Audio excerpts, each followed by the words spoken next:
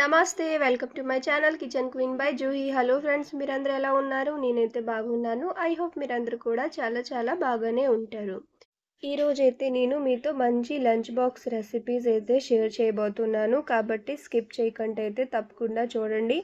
ఇంకా వీడియో కానీ నచ్చితే మాత్రం తప్పకుండా లైక్ చేయండి, ఎందుకంటే మీరు లైక్ చేసే కొళ్ళు వీడియో అనేది ఎక్కువ మందికైతే రీచ్ అవుతుందన్నమాట. ఇంకా నా వీడియోస్ కానీ నచ్చితే మాత్రం తప్పకుండా నాకు కామెంట్ సెక్షన్లో చెప్పండి మీకు రెసిపీస్ అనేది ఎలా అనిపించిందో. అయితే ఒక సైడ్ అయితే కుక్కర్లో అయితే ఆలు బాయిల్ అవ్వడానికి పెట్టేసుకొని ఉన్నాను. ఒక సైడ్ అయితే నా టీ కూడా బాయిల్ అయిపోయింది. ఇంకా రైస్ కూడా కడిగేసి పెట్టేసుకున్నాను కదా, దాన్ని కూడా ఎలాగా కుక్ చేయడానికి అయితే పెట్టేశాను. తర్వాత ఈరోజు నేను పొనగంటి పప్పు అయితే చేద్దాం అనుకున్నాను, అందువల్లే పొనగంటిని కూడా తీసుకున్నాను. ఇంకా ఫస్ట్ అయితే కొంచెం టీ తాగేవాలి. మార్నింగ్ కొంచెం టీ తాగితేనే కదా మనకి పని స్టార్ట్ అవుతుంది అనమాట. అందువల్లే కొంచెం టీ అయితే పెట్టేసుకున్నాను. అయితే ఫస్ట్ నేను ఖాళీ కడుపులో అయితే టీ తాగకూడదు ఎప్పుడు కూడా, ఎందుకంటే మంచిది కాదు. అందువల్లే ఫస్ట్ అయితే లేచిన తర్వాత హాట్ వాటర్ అయితే కంపల్సరీగా తాగాలి. అయితే నేను నైట్ టైమే ఇలాగా పొనగంటిని ఒలుచుకొని ఇలాగా ఒక కాటన్ క్లాత్లో అయితే ర్యాప్ చేసుకొని ఇలా బాక్స్లో అయితే పెట్టేసుకున్నాను. కాబట్టి ఇప్పుడు ఈ పొనగంటిని అయితే ఇలాగా ఒక బౌల్లో అయితే తీసుకుంటాను. ఎప్పుడైనా సరే ఇలా ఆకుకూరలను అయితే మనము కానీ ఇలా చిక్కేసుకొని ఒక కాటన్ క్లాత్లో అయితే ర్యాప్ చేసుకొని ఒక బాక్స్లో పెట్టుకుంటే మనము ఒక 4-5 డేస్ వరకు అయితే యూస్ చేసుకోవచ్చు. అయితే ఇప్పుడు పొనగంటలో అయితే కొంచెం సాల్ట్ వేసుకొని ఇలాగా వాటర్లో అయితే నానబెట్టేసుకున్నాను. ఒక సైడ్ అయితే ఇప్పుడు నేను పప్పునైతే తీసుకున్నాను, కందిపప్పు. 1.5 కప్ అయితే కందిపప్పు తీసుకొని దాంట్లో పచ్చిమిరపకాయలు ఒక 5, ఉల్లిపాయలు ఒకటి, ఒక టమాటా, ఇంకా 1.5 గ్లాస్ వాటర్, ఆ టేస్ట్కి సరిపడా కొంచెం సాల్ట్, ఇంకా ఇదొకటి ఈ స్పూన్ తోటి 1 స్పూన్ మెంతులు తీసుకున్నాను, 1/2 టీ స్పూన్ హల్దీ పౌడర్ వేసుకొని కుక్కర్లో అయితే ఈ పప్పుని అయితే నేను బాయిల్ చేసుకుంటాను. ఇదొకటి కుక్కర్లో అయితే పప్పు అయితే బాయిల్ అయిపోయింది. దీన్ని అయితే ఇలాగా నేను మ్యాష్ చేసుకుంటాను. మ్యాష్ చేసుకున్న తర్వాత ఇదొకటి ఈ మ్యాషర్లో కొంచెం పప్పు అనేది అంటుకుంటుంది కదా, కాబట్టి కొంచెం అయితే ఇలాగా వాటర్ వేసుకొని ఈ పొనగంటి ఆకునైతే బాగా వాష్ చేసుకొని ఇలాగా వడకట్టేసుకున్నాను కదా, ఈ ఆకుల్ని కూడా దీంట్లో వేసుకొని చింతపండు మనము కొంచెం వేసుకుందాం. అంతే ఒక హాఫ్ లెమన్ సైజ్ అంత అయితే చింతపండు వేసుకుందాం. అది వేసుకొని ఈ వేడిపప్పులోనే కొంచెం మనం ఇలాగా కలిపేసుకుంటే ఆ ఆకులు అనేది కొంచెం సాఫ్ట్ అయిపోతుంది కదా.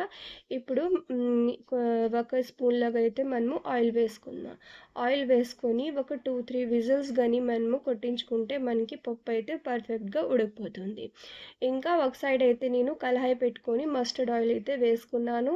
దాంట్లో ఒక 1/2 టీ స్పూన్ జీలకర్ర, 1/2 టీ స్పూన్ సర్సో, ఇంకా ఒక 2 ఉల్లిపాయలు, ఇంకా పచ్చిమిరపకాయలు ఒక 4 అయితే ఇలా కట్ చేసుకొని వేసుకున్నాను. దీన్ని కూడా ఫ్రై చేసుకుంటాను. అయితే ఈ కర్రీ అయితే బ్రేక్ఫాస్ట్ కోసం అయితే చేసుకుంటున్నాను, ఆలు కర్రీ అనమాట. దీంట్లో కొంచెం కరివేపాకు కూడా వేసుకున్నాను. ఆలు బాయిల్ చేసుకొని చల్లారించుకోవడానికి అయితే నేను పెట్టేసుకున్నాను. ఇప్పుడు దీంట్లో ఒక టీ స్పూన్ లాగా అల్లం తెల్లుల్లిపాయ పేస్ట్ వేసుకున్నాను. ఒక 2 టమాటాలు అయితే ఫైన్గా చాప్ చేసుకొని వేసుకున్నాను. కొంచెం హల్దీ పౌడర్, ఇంకా ఆ టేస్ట్కి సరిపడా సాల్ట్ అయితే వేసుకొని ఇలాగా ఒకసారి కలిపేసుకొని జస్ట్ కొంచెం అయితే మనము వాటర్ వేసుకుందాం. వాటర్ వేసుకొని మూత పెట్టేసి టమాటాలు సాఫ్ట్ అయ్యే వరకు అయితే కుక్ చేసుకుందాం. అయితే ఈరోజు నేను బ్రేక్ఫాస్ట్లో పూరి ఇంకా ఆలు కర్రీ అయితే చేయబోతున్నాను, కాబట్టి ఇలాగా మార్నింగే ఫస్ట్ లేచిన వెంటనే ఆలు అయితే బాయిల్ చేసుకున్నాను. ఇలాగా మార్నింగ్ కొంచెం బ్రేక్ఫాస్ట్ ఇంకా లంచ్ బాక్స్ ఇవన్నీ ప్రిపేర్ చేయాలి కదా, కాబట్టి కొంచెం ఫాస్ట్గా అయితే అన్ని పనులు చేయడం పడుతుంటుంది. అంతే 1 by 1 అలా చేసుకోవాలి.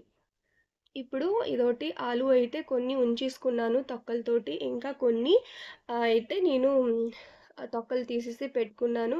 ఇక్కడ టమాటాలు కూడా సాఫ్ట్ అయిపోయింది కాబట్టి కొంచెం మ్యాష్ చేసుకొని దాంట్లో 1 స్పూన్ అయితే నేను రెడ్ చిల్లీ పౌడర్, ఇంకా 1 స్పూన్ అయితే నేను చికెన్ మసాలా అయితే వేసుకున్నాను. ఈ ఆలూ కర్రీలోన కొంచెం చికెన్ మసాలా ఎయ్యండి, చాలా టేస్టీగా ఉంటదనమాట. ఇప్పుడు ఒక 4 ఆలు అయితే నేను ఒలుచుకొని ఇలాగా మ్యాష్ చేసుకొని చేతులతోటైతే వేసుకుంటాను. ఇంకా కొంచెం ఆలు వేడిగా ఉన్నది కదా, అదైతే నేను చేయితో మ్యాష్ చేయలేకపోయినాను. దాన్నైతే ఇలాగా గరిటెతోటైతే మ్యాష్ చేసుకుంటాను. ఇలాగా బాగా మ్యాష్ చేసుకొని కలిపేసుకుందాం అనమాట. మీకు ఇలాగా ఆలూ ఫ్రై, ఇలాగా బాయిల్ ఆలూ ఫ్రై కావాలి అంటే ఇలాటప్పుడే కొంచెం ఫ్రై చేసేసి మనము తీసుకోవచ్చు. లేదు మనకి ఇప్పుడు పూరీతో కావాలి కదా, పూరీతో అయితే కొంచెం గ్రేవీలాగా అయితే బాగుంటుంది కదా, కాబట్టి ఇక్కడైతే నేను వాటర్ అయితే వేసుకుంటాను. కొంచెం సాల్ట్ కూడా వేసుకుందాం, ఎందుకంటే మనకి ఉప్పు కారం ఎంత సరిపడిందో లేదో ఇలాటప్పుడే చూసుకోవాలి. ఇప్పుడు కొంచెం వాటర్ అయితే వేసుకొని బాగా కలిపేసుకొని ఒక 2 మినిట్స్ కుక్ చేసుకుంటే అయితే మనకి సరిపోతుంది. అయితే అటు సైడ్ అయితే నేను కర్రీని సిమ్లో పెట్టేసుకున్నాను. ఇంకా పూరీ కోసం అయితే ఇక్కడ ఆయిల్ అయితే కడాయిలో వేసుకున్నాను. అయితే ఇదోటి మనకి ఆలూ కర్రీ అయితే పర్ఫెక్ట్గా రెడీ అయిపోయింది. చాలామంది గ్రేవీ థిక్గా రావాలనేసి శనగపిండి ఇవన్నీ వేస్తుంటారు. బట్ మనకైతే అవసరం లేదు. ఒక ఆలూని బాగా మ్యాష్ చేసుకొని వేసుకుంటే అదే గ్రేవీని థిక్ చేసేస్తుంది అనమాట. దీంట్లో ఇప్పుడు కొంచెం కొత్తిమీర అయితే కట్ చేసుకొని వేసుకున్నాను. ఇంకా ఫాస్ట్గా పూరీ కోసం అయితే డో కూడా ప్రిపేర్ చేసుకున్నాను. ఇలాగా చిన్న బౌల్ అయితే నేను పూరీ కోసము ఇలాగా తీసేసుకుంటాను. అయితే నా దగ్గర పూరీ మేకర్ కూడా ఉన్నది. బట్ నాకు ఆ పూరీ మేకర్ కంటే ఇలాగా ఫాస్ట్గా రోలింగ్ పిన్తో రోల్ చేసుకుంటే నాకు బాగా అనిపిస్తుంది అనమాట. అయితే ఇదోటి ఫాస్ట్గా అయితే నేను ఆ పూరీ అయితే ఇలాగా రోల్ చేసుకుంటాను. అయితే నేను చిన్న పూరీలు చేయకుండా ఒకేసారి ఇలాగా కొంచెం పెద్ద సైజుగా అయితే పూరీ చేసుకుంటుంటాను. ఎందుకంటే చిన్న పూరీ చేసినా రెండే తింటారు, పెద్ద పూరీ చేసినా రెండే తింటారు. కాబట్టి ఇలాగా కొంచెం పెద్ద పూరీ చేసుకుంటే కడుపు నిండుగా ఒక 2 పూరీలు తినేసినా మనకి సరిపోతుందనమాట. మనకి ఏం కావాలి, ఫ్యామిలీ మెంబర్స్ అందరూ కడుపు నిండా తినాలి, అందువల్లే కదా మనం ఇంత కష్టపడతాము. ఇదోటి ఆయిల్ అయితే బాగా హీట్ అయిపోయింది. బాగా వేడి ఆయిల్లోనే మనము ఇలాగా పూరీని వేసుకొని 2 సైడ్లు అయితే బాగా ఫ్రై చేసుకుందాం. ఎప్పుడైనా సరే పూరీ బాగా పొంగాలి అనుకోనంటే మాత్రం ఫస్ట్ మనము పూరీ డో అయితే బాగా సాఫ్ట్గా ప్రిపేర్ చేసుకోవాలి. రెండోది ఏంటంటే వేడి ఆయిల్ ఉండాలి ఫ్రై చేసేటప్పుడు.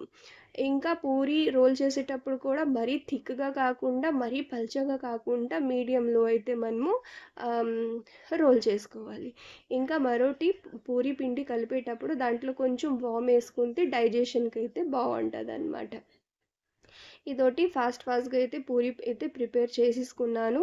ఇంకా మరో 2 పూరీ అయితే వేడిగా చేయాలి. అయితే మా ఫాదర్ ఇన్ లాకి పూరీ అంటే చాలా ఇష్టం కదా, కాబట్టి ఫస్ట్ అయితే పూరీ అయితే చేసేసిన తర్వాత ఆయన ఫోటో దగ్గర అయితే పెట్టేశాను. దాని తర్వాత ఇదోటి ఫాస్ట్గా అయితే ఇలాగా టిఫిన్ అయితే పెట్టేశాను. వాళ్ళు టిఫిన్ తినేలోపు ఇక్కడ పొనగంటి పప్పు అయితే తాలింపు పెట్టేసుకుంటాను. దానికోసం ఒక హండి పెట్టేసుకొని దాంట్లో అయితే ఇలాగ ఆయిల్ వేసుకొని కొంచెం సర్సో, కొంచెం జీలకర్ర, ఇంకా ఒక 2 ఎండుమిర్చి ఇవైతే వేసుకుంటాను. ఇంకా ఇదోటి తెల్లుల్లిపాయలని అయితే ఎక్కువ తీసుకుందాం. తెల్లుల్లిపాయ పప్పులో ఎక్కువ వేసుకుంటేనే టేస్ట్ వస్తుంది అనమాట. ఒక 10 లాగా తెల్లుల్లిపాయ అయితే ఇలాగ దంచేసుకొని వేసుకున్నాను. అది కొంచెం ఫ్రై అయ్యేలోపు ఇదోటి పొనగంటి పప్పుని అయితే ఇలాగా మ్యాషర్తో మ్యాష్ చేసుకుంటే ఆకులు మొత్తం మ్యాష్ అయిపోతుంది. ఇప్పుడు దీంట్లోనే కొంచెం ఒక 1/2 టీ స్పూన్ లాగా హల్దీ పౌడర్, కొంచెం ఒక 1/2 టీ స్పూన్ లాగా రెడ్ చిల్లీ పౌడర్, ఇంకా హింగ్ లాస్ట్లో ఇలా వేసుకొని ఈ పప్పుని అయితే వేసుకున్న తర్వాత ఒకసారి కలిపేసుకొని ఇలాటప్పుడేని మనము ఉప్పు, కారం, పులుపు ఇవన్నీ పప్పులో సరిపడిందో లేదో చెక్ చేసుకొని వేసుకుందాం. ఇప్పుడు కుక్కర్లో కొంచెం అయితే వాటర్ వేసుకున్నాను. వాటర్ వేసుకొని బాగా కలిపేసుకొని జస్ట్ కొంచెం ఒక బాయిల్ వేసుకుంటే సరిపోతుందన్నమాట. మనకి ఇక్కడ పొనగంటి పప్పు అయితే సింపుల్గా రెడీ అయితే అయిపోయింది. వంట ఇవన్నీ అయితే అయిపోయింది. ఇప్పుడు ఫాస్ట్గా అయితే లంచ్ బాక్స్ అయితే ప్యాక్ చేయాలి, దాన్ని చల్లారించాలి, ఇవన్నీ కూడా పని ఉంటుంది కదా. అయితే ఇలాగా మా హౌస్ హెల్పర్కి అయితే ఇలాగా ఒక చిన్న బాస్కెట్ అయితే ఇచ్చేస్తాను. దాంట్లో నేను ఇలాగా లంచ్ బాక్సెస్ అన్నీ పెట్టిమంటానమాట. ఎందుకంటే మనకి మార్నింగ్ మార్నింగ్ మొత్తము హడావిడిగా వెతికే అవసరం ఉండదన్నమాట. అందువల్ల ఇలాగా చిన్న ఒక బాస్కెట్ అనేది సెట్ చేసుకుంటే మనము లంచ్ బాక్స్కి అయితే మార్నింగ్ హడావిడి లేకుండా పెట్టుకోవచ్చు అనమాట.